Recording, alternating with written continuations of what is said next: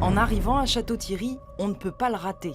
Du haut de ses 21 mètres, le mémorial de la côte 204, situé dans une enclave américaine, domine la vallée de la Marne, ses champs, ses vignes et sa forêt. Il a été érigé à l'endroit même où ont eu lieu les derniers combats de la Première Guerre mondiale, pour finir sur la victoire des Alliés.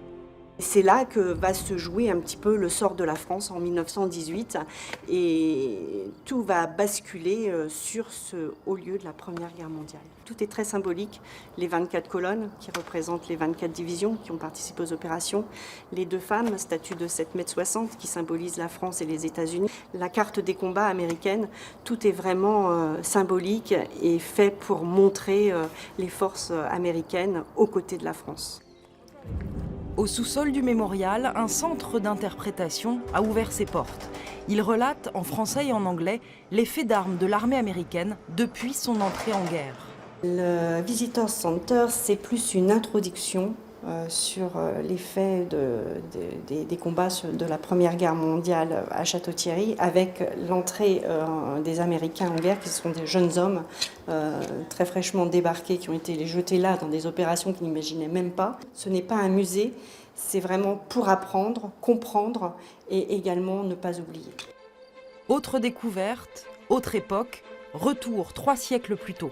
Dans la maison natale de Jean de La Fontaine, classée monument historique, la demeure est devenue un musée à la fin du 19e siècle. Des salons d'époque présentent les différentes facettes de l'homme de lettres. J'ai une édition assez magnifique des Contes licencieux de Jean de La Fontaine qui date de 1762.